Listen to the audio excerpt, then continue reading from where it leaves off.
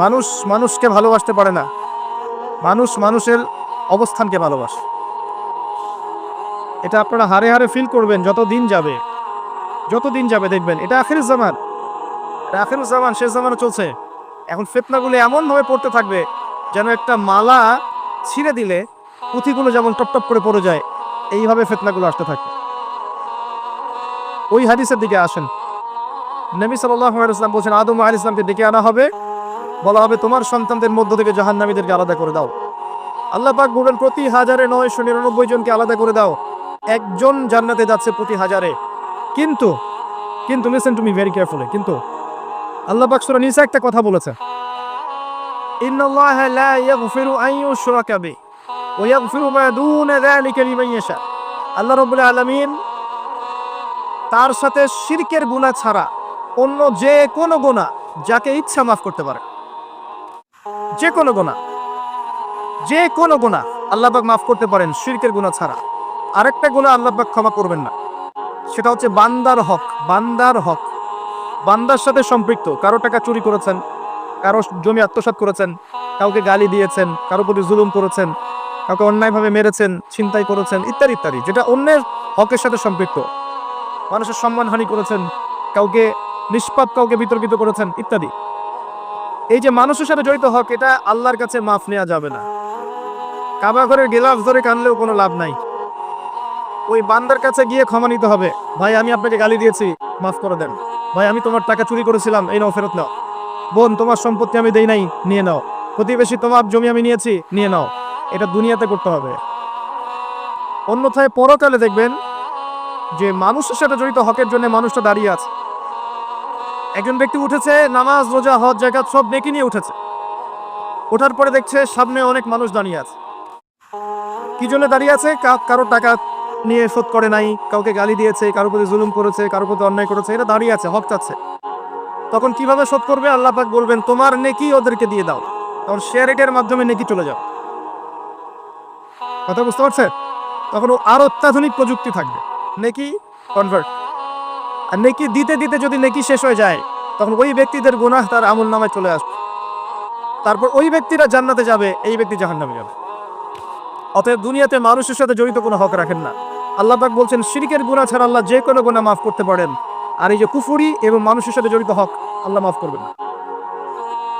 এখন আল্লাহ যদি শিরকের গুনাহ ছাড়া সব গুনাহ মাফ করতে পারেন, আর আল্লাহ পাক তো ওয়াদা করেছেন নবী সাল্লাল্লাহু আলাইহি ওয়াসাল্লামকে মেরাজের রাতে, যে তোমার উম্মতের যে কোনো ব্যক্তি যদি শিরক না করে আমার সামনে হাজির হয়, আমি তাকে মাফ করব। একটা হাদিসে কুদসির মধ্যে এটাও আছে, হে আদম সন্তান, তুমি যদি আসমান এবং জমির সমপরিমাণ গুনাহ নিয়ে আমার সামনে দাঁড়াও, কিন্তু আমার সাথে কাউকে শরীক করোনি, তাহলে আমি আল্লাহ তোমার সামনে আসমান জমিন সমান ক্ষমা নিয়ে দাঁড়াবো। আবার নবী সাল্লাল্লাহু আলাইহি ওয়াসাল্লাম সুপারিশ করবেন, যার অন্তরে এক জাররা পরিমাণ ঈমান থাকবে, তারা জান্নাতে যাবে। তাহলে কি কারণে 1999 জন মানুষ জাহান্নামে যাবে? উত্তরটা দেন দেখি। তাদের আমলনামায় কিসের পাপ থাকতে পারে? কিসের? এখন দেখেন, কিছু মানুষ আছে যারা বলছে যে ঈসা ইবনে মারিয়াম আল্লাহর সন্তান, নাউজুবিল্লাহ। এটা শিরক নয়? এবং তাদের সংখ্যা পৃথিবীতে 700-800 কোটির মতো, নাকি আর কম বেশি হবে? যারা চলে গেছে, যারা আছে এবং যারা আসবে। কিছু মানুষ বলছে উযায়ের আলাইহিস সালাম আল্লাহর সন্তান, নাউজুবিল্লাহ। এরা হচ্ছে জিউস, যারা এখন প্যালেস্টাইন দখল করে আছে। আর এই কথা বলতে আমাদের বুকে ভয় থাকা উচিত নয় যে ওইটা আমাদের জমি, তাদের জমি নয়। ওখানকার ঘটনা হচ্ছে এমন, একটা উপমা দিয়ে বোঝানো যায়। মনে করেন আপনি আপনার ঘরে বসে আছেন, আপনার দরজায় একজন মেহমান এসেছে। মেহমান নক করছে, ঠক ঠক ঠক, ভাই আমাকে একটু হেল্প করেন, আমি খাইনি অনেক দিন, আমার কাপড় নাই, আমার খাবার নাই, আমার থাকার জায়গা নাই, একটু আশ্রয় দেন। আপনি মাশাআল্লাহ মুসলিম, দয়া পরবশ হয়ে দরজা খুলে দিলেন, তাকে ড্রয়িং রুমে বসালেন, সুন্দর করে খাওয়ালেন, কাপড় দিলেন, রেস্ট করার জায়গা দিলেন। এবার সে সেখানে থাকতে থাকতে পরিকল্পনা করলো যে আপনাকে আপনার বাসা থেকে বের করে দিবে। একদিন আপনাকে ঘাট ধরে আপনার বাসা থেকে বের করে দিল, দিয়ে দরজার ভিতর থেকে লাগিয়ে দিল। এখন দরজার বাইরে দাঁড়িয়ে আপনি নক করছেন, আমার ঘর আমাকে ফেরত দাও, আমার ঘর আমাকে ফেরত দাও। আর এই ব্যক্তি বলছে আপনি জঙ্গি, আপনি সন্ত্রাসী। এটা হচ্ছে সবচেয়ে সেরা উদাহরণ প্যালেস্টাইন এক্সাম্পল। তো এরা বলছে ওজায়ের আলাইহিস সালাম আল্লাহর সন্তান। একটা কথা আমি বলি, হতাশ হবেন না। ফেরাউন তার দলবল নিয়ে যখন লোহিত সাগরে ধাওয়া করছিল মুসা আলাইহিস সালামকে, আল্লাহ পাক কি করেছেন? আল্লাহ পাক সব সৈন্যকে আগে লোহিত সাগরে এনেছেন, আনার পরে মুসা আলাইহিস সালামকে পার করে দিয়েছেন। তারা যখন মাঝখানে এসেছে তখন আল্লাহ পাক ডুবিয়ে দিয়েছে। আল্লাহ পাক ঠিক একই কাজটা করবেন ইনশাআল্লাহ এই জেরুজালেমে ইনশাআল্লাহ তাআলা। সবাইকে এনেছেন আল্লাহ পাক পৃথিবীর বিভিন্ন জায়গা থেকে। একটা নির্দিষ্ট সময় পর্যন্ত ওরা বিশ্বকে রুল করবে সামনে, একটা নির্দিষ্ট সময় পর্যন্ত এরা বিশ্বকে শাসন করবে সামনে অচিরেই। কিন্তু এরপরে আল্লাহ রাব্বুল আলামিন ঈসা ইবনে মারইয়ামকে নামাবেন এবং তার হাতে তাদের নেতা মাসিহুদ দাজ্জাল নিহত হবে ইনশাআল্লাহ তাআলা। এবং পুরো কলোনি কমিউনিটি একসাথে কলাপস করে যাবে, পৃথিবী থেকে এদের নাম অস্তিত্ব মুছে যাবে ইনশাআল্লাহ তাআলা। আল্লাহ পাক ওই লোহিত সাগরের সুন্নাহ এখানে অ্যাপ্লাই করবেন ইনশাআল্লাহ। আল্লাহ পাক এই কারণে একত্রিত করেছে, এটা আল্লাহ পাকের স্টাইল সুন্নাহ। আসেন, এরা বলছে ওজাইর আলাইহিস সালাম আল্লাহর সন্তান। আবার দেখেন কিছু মানুষ বলছে আল্লাহকে পাওয়ার জন্য স্ট্যাচু ওয়ার্শিপ করা যায়, এরা হচ্ছে আল্লাহকে পাওয়ার মাধ্যম। কিছু মানুষ বলছে কবরে সেজদা করা যায়, কবরে শায়িত ব্যক্তি আল্লাহর কাছে সুপারিশ করবে। কিছু মানুষ বলছে আল্লাহ ছাড়া অন্য কারোর কাছে দোয়া করা যায়, তিনি অনেক বুজুর্গ ব্যক্তি ছিলেন, আমার দোয়া পৌঁছে দিবেন আল্লাহ পর্যন্ত। কিছু মানুষ বলছে আল্লাহ ছাড়া অন্য কারো নামে নজর করা যায়, জবাই করা যায়, কসম করা যায়, ইত্যাদি ইত্যাদি। আর কিছু মানুষ আল্লাহর হালালকে হারাম করছে, আল্লাহর হারামকে হালাল করছে। কিছু মানুষ তাকদীরকে অস্বীকার করছে, ভাগ্যকে অস্বীকার করছে। কিছু মানুষ দুনিয়া নিয়ে এতই ব্যস্ত হয়ে আছে, দিনের যাররা পরিমাণ ফিকির নাই। আবার কিছু মানুষ এই উম্মতের মধ্যে দাবি করছে মুহাম্মদ সাল্লাল্লাহু আলাইহি ওয়াসাল্লাম শেষ নবী নন, আরো নবী আসতে পারে, এবং তারা প্রকাশ্যে মাহফিল করারও চেষ্টা করছে এখন বাংলাদেশ। আবার কিছু মানুষ বলছে আমরা কোরআন মানি, হাদিস মানি না। এই যতগুলো কথা আমি বললাম এর প্রত্যেকটাই হচ্ছে শিরক। এই শিরকগুলো হয় তিন ভাবে: চিন্তায় শিরক হয়, কথায় শিরক হয় এবং কাজে শিরক হয়। চিন্তা, কাজ এবং কথা, আকীদায় শিরক থাকে, আমলে শিরক থাকে, আবার কথাতেও শিরক থাকে। এই শিরকের পাপের কারণে আল্লাহ রাব্বুল আলামিন বেশিরভাগ মানুষকে জাহান্নামে দিবেন, বলেন নাউযুবিল্লাহ। কিন্তু কারো আমল নামায় যদি শিরকের পাপ না থাকে, শিরক থেকে তওবা করে যে কোনো পাপ নিয়ে সে কবরে যায়, 99% সম্ভাবনা আছে এই মানুষকে আল্লাহ পাক মাফ করে দিবেন।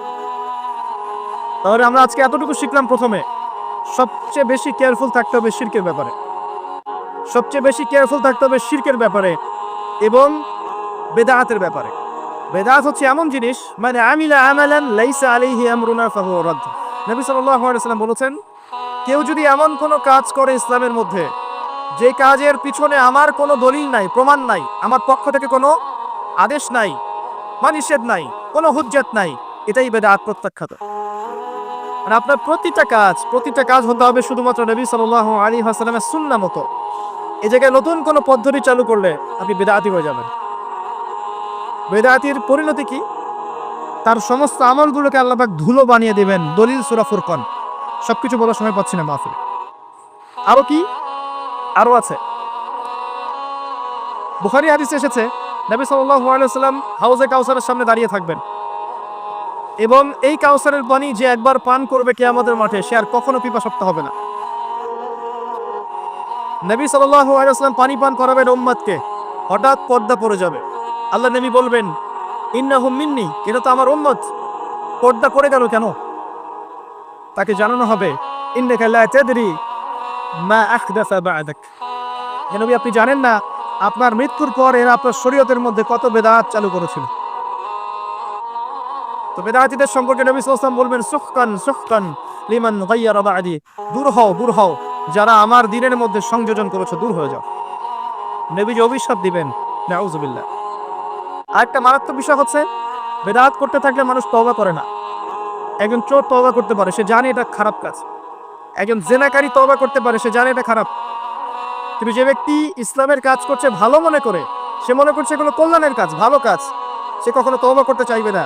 এই কারণে বেদাতি শেষ পর্যন্ত তওবা করে না। অতএব শিরক আর বেদাতের এই পাপ থেকে দূরে থাকেন। এরপরে আমি সামনে যাই। আরেকটা মেজর জিনিস থেকে আমাদেরকে বেঁচে থাকতে হবে, সেটা হলো হারাম রিজিক। আজকে আমাদের রিজিকের যে সিস্টেমটা আছে, এর মধ্যে বেশিরভাগ পরিবারে হারাম রিজিক ঢুকে গেছে, বলেন নাউজুবিল্লাহ।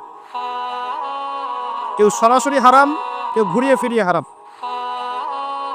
সবচেয়ে বড় মারাত্মক যে হারামটা ঢুকেছে তার নাম হচ্ছে রিবা বা সুদ। ম্যাক্সিমাম আমরা সুদখোর। আমার কিসের দাড়ি টুপি এগুলো দেখার প্রয়োজন নাই, আমি নিজেও সুদখোর। কিভাবে? প্রত্যক্ষভাবে না হলে পরোক্ষভাবে। মনে করেন আমি একটা ফ্ল্যাটে ভাড়া থাকি, ফ্ল্যাটের মালিক আমার ভাড়ার টাকা দিয়ে তার ব্যাংকের লোন শোধ করে, পরোক্ষভাবে আমি সুদের সাথে সম্পৃক্ত আছি। আপনি বাঁচতে পারবেন না। এই জামানা সম্পর্কে নবী সাল্লাল্লাহু আলাইহি ওয়াসাল্লাম বলেছেন, এমন একটা জামানা আসবে যে জামানায় মানুষ সুদ থেকে বেঁচে থাকতে পারবে না। যে বেঁচে থাকার চেষ্টা করবে তার গায়েও সুদের ছিটাফোঁটা গিয়ে লাগবে, কোনো সন্দেহ নেই, এটা সেই জামানা। টপ টু বটম সব জায়গায় সত্য। আর জানি না এই আয়াতগুলো কোরআনে আছে কি না আদৌ, বা এগুলো মানুষকে শোনানো হয় কি না আদৌ। তা আমি আমার জায়গা থেকে চেষ্টা করছি। আল্লাহ পাক কোরআনে বলেছেন, কে বলেছেন? আল্লাহ বলেছেন। আমি অনুবাদ করছি, আমি জাস্ট অনুবাদক। সূরা বাকারা 279 থেকে পড়া শুরু করেন। আল্লাহ পাক বলছেন, ইয়া আইয়ুহাল্লাযীনা আমানু, হে মুমিনগণ, তুমি যদি মুমিন হয়ে থাকো, হে মুমিনগণ, ইত্তাকুল্লাহ, তোমরা আল্লাহকে ভয় করো।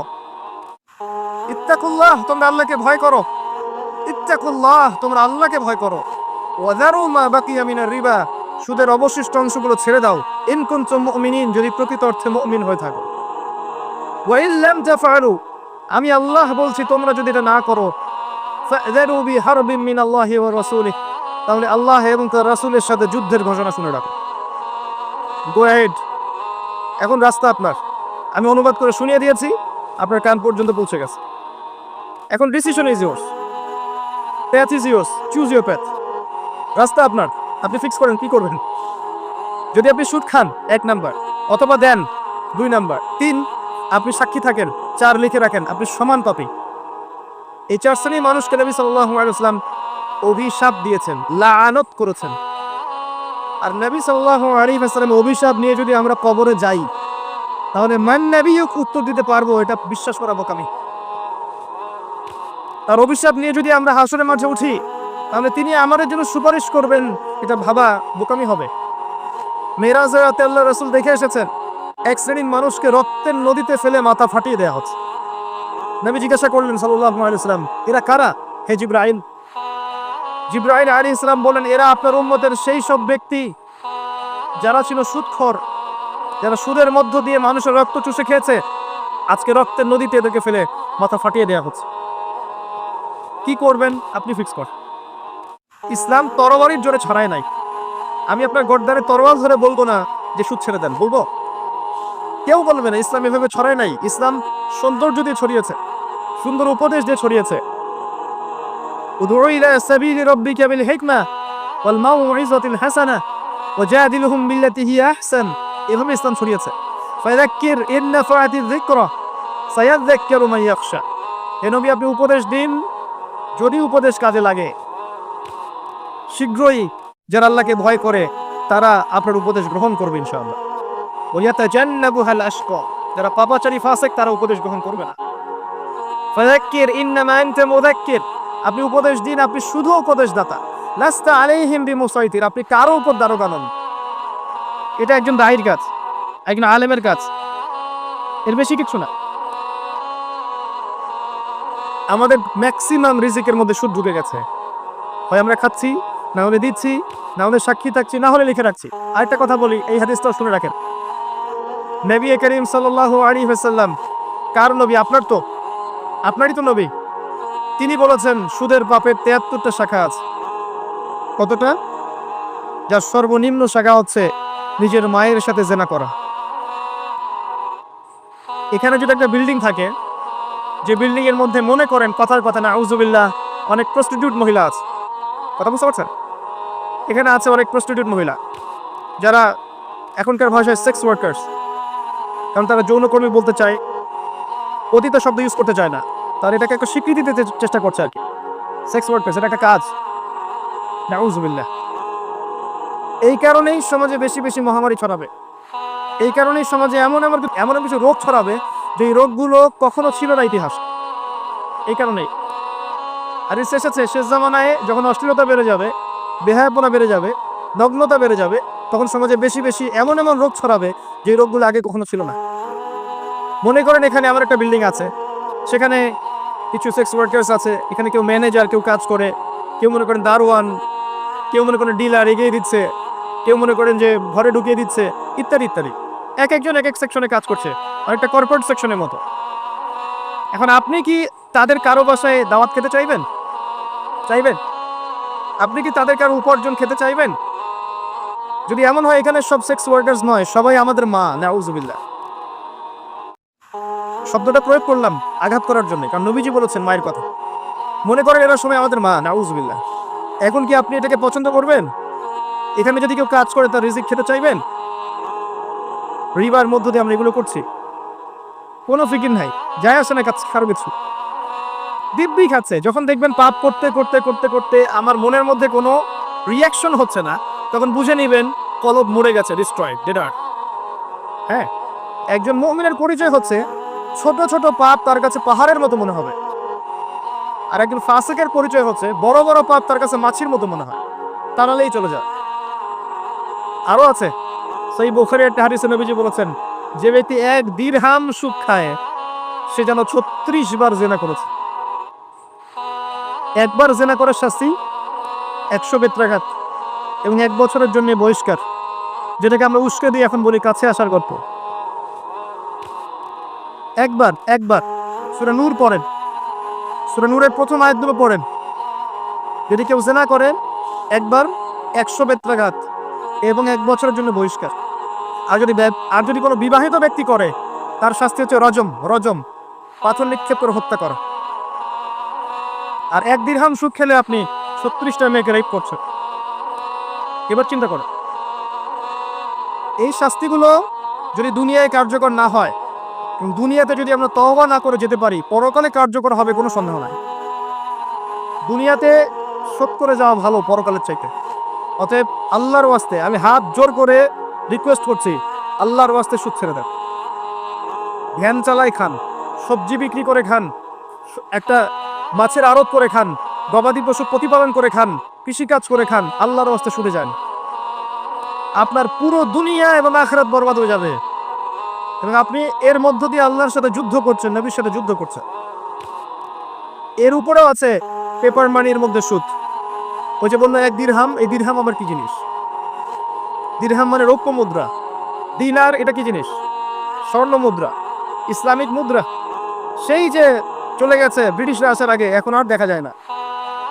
একটা গোল্ড কয়েন যার মূল্যটাকে ইকোনমিক্সের ভাষায় বলে ইন্ট্রিনসিক ভ্যালু। এই ভ্যালুটা এই স্বর্ণ মুদ্রার ভিতরেই থাকে। একটা পেপার মানি ভ্যালু, ইন্ট্রিনসিক ভ্যালু এর ভিতরে থাকে না, এর বাইরে থাকে, যেটাকে আপনি নিয়ন্ত্রণ করতে পারবেন, কমাতে পারবেন, বাড়াতে পারবেন। এর সাথে যখন পেট্রোডলার অ্যাড হয়েছে, তখন তো মাশাআল্লাহ জুলুম আরো উপরে উঠে গেছে। আর যারা পেট্রোডলার সিস্টেম চালু করেছে, এইসব ভোগবিলাসী আরবদেরকে আমরা বলি এরা হচ্ছে আমিরুল মুমিনিন, নাউজুবিল্লাহ, সুবহানাল্লাহ। কত অন্ধ হলে মানুষ এদেরকে আমিরুল মুমিনিন মনে করতে পারে। এরা মুসলিমদের প্রপার্টি সব আমেরিকার হাতে তুলে দিয়েছে, আর সেই প্রপার্টি দিয়ে এরা বম্বিং করে করে সারা বিশ্বের মধ্যে মুসলিম হত্যা করছে। আল্লাহ পাক সেই যে বলেছেন সূরা মাইদার মধ্যে 51 নম্বর আয়াতে, ইয়া আইয়ুহাল্লাযীনা আমানু হে মুমিনগণ, লা তাত্তাখিযুল ইয়াহুদা ওয়ান নাসারা আউলিয়া। হে মুমিনগণ, তোমরা ইহুদি এবং খ্রিস্টানদেরকে বন্ধুরূপে গ্রহণ করো না। কে বলেছেন?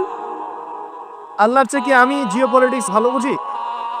আল্লাহর চেয়ে আমি আমার ভালো মন্দ ভালো বুঝি? কাদেরকে? বা'দুহুম আউলিয়া ও বা'দ, যারা একে অপরের বন্ধু। ওয়া মান ইয়াতাওয়াল্লাহুম মিনকুম ফাইন্নাহু মিনহুম।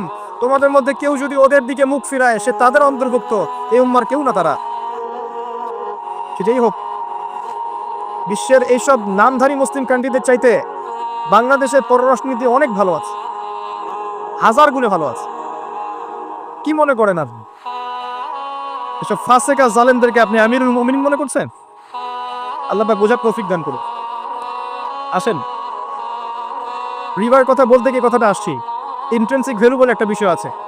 এত ডিটেলস বিষয় মাহফিলে বলা সম্ভব না, এতটুকু বলবো যে ইনশাআল্লাহ তাআলা আপনি যদি আপনার সম্পদকে সাস্টেইনেবল অ্যাসেটে রূপান্তরিত করেন, আগামী দিনগুলোতে আপনি ইনশাল্লাহ জিতবেন, আদারওয়াইজ হেরে যাবেন। ফর এক্সাম্পল, আপনি যদি আপনার সম্পদকে জমিতে কনভার্ট করেন, গবাদি পশু প্রজেক্ট করেন, আপনি যদি মাছের প্রজেক্ট করেন, ব্যবসা ইনভেস্ট করেন, বা কিছু গোল্ড রাখেন, কিছু সিলভার, কিছু আপনার রূপা রাখেন, ইত্যাদি ইত্যাদি, পরবর্তী সময়গুলোতে গিয়ে আপনার সম্পদের মান কমে যাবে না, ইনশাআল্লাহ বাড়বে। আপনি সমস্ত সম্পদ যদি পেপার মানির মধ্যে রেখে দেন, আস্তে আস্তে আপনার সম্পদের মান কমবে। সামনে 10, 15, 20, 30 বছর পর আপনি সম্পদ হারাবেন। এর চেয়ে বেশি কিছু আমি বলতে পারবো না, বাকিটা আপনারা পড়াশোনা করে বুঝে নেবেন। যেটা বলতে চাচ্ছি, ইকোনমিক সেকশনে আমরা সবাই মোটামুটি হারামের সাথে সম্পৃক্ত। এর পাশাপাশি আছে আবার ঘুষ, আছে না? না দিলে চাকরি হয় না, সুবহানাল্লাহ। আবার অনেক আলেম ফতোয়া দিচ্ছে এখন, তুমি যদি যোগ্য হয়ে থাকো কিন্তু তোমাকে জব দিচ্ছে না, তাহলে তোমার জন্য ঘুষ দেওয়া জায়েজ। সুবহানাল্লাহ। যে নিবে আর যে দিবে সমান অপরাধী দুজন। একজন ব্যক্তি মাদক দ্রব্য সেবন করে, আরেকজন ব্যক্তি মাদক উৎপাদন করে, কেউ সেল করে, কেউ ডিস্ট্রিবিউট করে, সবাই অপরাধী না? এরপরে আবার আছে দেখবেন অন্যের সম্পদ আত্মসাৎ করা, দুর্নীতি করছি, অন্যের সম্পদ আত্মসাৎ করছি।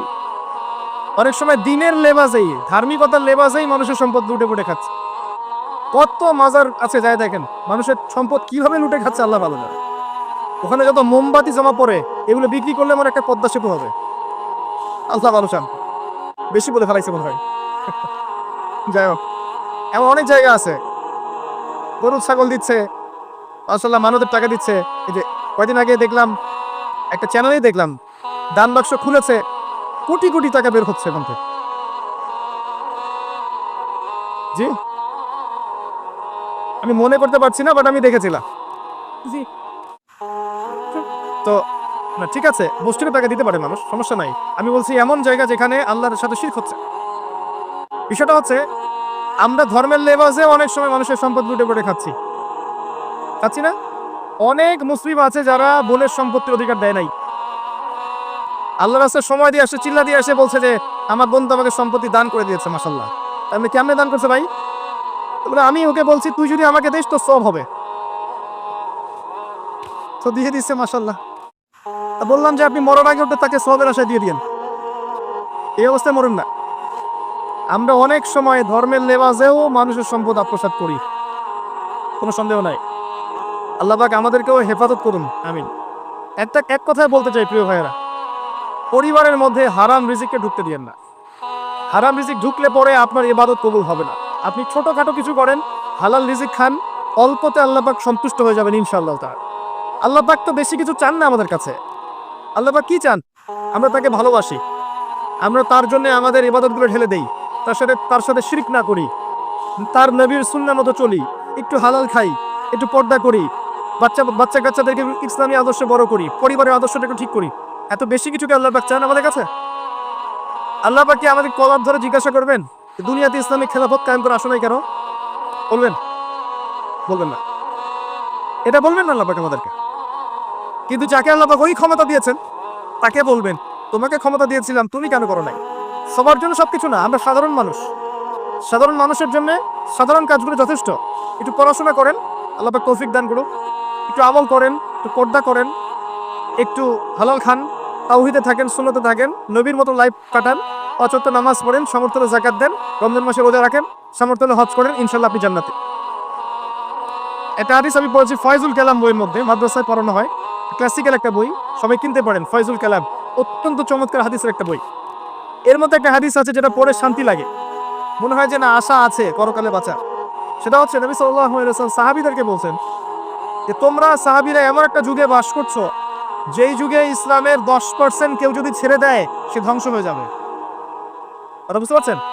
সাহাবীদেরকে নবীজি বলছেন তোমরা এমন একটা যুগে বাস করছো যেই যুগে যদি ইসলামের 10%, 1/10 কেউ ছেড়ে দেয় সে ধ্বংস হয়ে যাবে। কিন্তু তোমাদের পরে এমন একটা যুগ আসবে যেই যুগে মানুষরা যদি ইসলামের 10% ধরে রাখতে পারে সফল হয়ে যাবে। এটা সেই যুগ না? আপনার এই যুগে প্রতিটা সেক্টরেই ফিতনা। আপনার ধর্মে দেখবেন তাওহীদের মধ্যে শিরক, সুন্নতের মধ্যে বেদাত, আলেমদের মধ্যে বিভক্তি, কাদা ছোড়াছড়ি, গালাগালি, হিংসা বিদ্বেষ, পরশ্রী কাতরতা, কত কি দেখতে পাচ্ছেন। আপনি ধর্মের মধ্যে শিরক দেখছেন, বেদাত দেখছেন, অর্থনীতিতে হারাম দেখছেন, পরিবারের মধ্যে বস্তুবাদিতা দেখছেন, কি দেখছেন না? সমাজের মধ্যে জেনা দেখছেন, পর্নোগ্রাফি দেখছেন, ফ্রি মিক্সিং দেখছেন, ফ্যামিনিস্ট রেভলিউশন দেখছেন, নগ্নতা দেখছেন, কি দেখছেন না? অর্থনৈতিক জীবনে আপনি এগুলো দেখছেন, বৈশ্বিক জীবনে আপনি মারামারি কাটাকাটি রাহাজারি দেখছেন, হত্যা রক্তপাত দেখছেন। কোন যুগে বসে আছেন আপনি? এই যুগে আপনি 10% আমল করেন, জান্নাতি হয়ে যাবেন ইনশাআল্লাহ। আল্লাহ পাক তৌফিক দান করে, কবুল করুন। একটা বিষয় হচ্ছে আমল করা, একটা বিষয় হচ্ছে আকীদা পোষণ করা। আমি যদি আকীদা পোষণ করি যে ইসলামের মধ্যে, কোরআন এবং সুন্নাহর মধ্যে প্রতিটা বিষয়ের সমাধান আছে, এটা যদি আপনি বিশ্বাস করেন, এরপরে অল্প আমল করেন, কোনো সমস্যা নেই ইনশাআল্লাহ। কারণ আপনার আকীদা ঠিক আছে। আপনি আমল করতে পারেন নাই, কিন্তু আকীদা ঠিক ছিল। আপনি মেনে নিয়েছেন লা ইলাহা ইল্লাল্লাহ, কোনো ইলাহ নেই আল্লাহ ছাড়া, মুহাম্মাদুর রাসূলুল্লাহ, কোরআন হুজ্জাতুল্লাহ, কোরআন আল্লাহর হুজ্জা, সুন্নাহ তরিকাতুন নবী, এটা আল্লাহর নবীর তরিকা। এগুলোর মধ্যে সবকিছুর সমাধান আছে, এটা আপনি মেনে নিয়েছেন মন থেকে। এবার আমল করতে গিয়ে আপনি পারছেন না। নামাজ পড়ছেন 5 ওয়াক্ত, হয়তো পরিবারটা ঠিক মতো করতে পারছেন না, চেষ্টা করছেন, হালালে থাকার চেষ্টা করছেন, কখনো কখনো হারাম ঢুকে যাচ্ছে, আপনি চেষ্টা চালিয়ে যাচ্ছেন ক্রমবর্ধমান ভাবে, কিন্তু আপনি আকীদা রাখেন, এটাই চূড়ান্ত, এটাই সঠিক। ইনশাআল্লাহ আল্লাহ পাক আপনার সব গুনাহ মাফ করে দিবেন।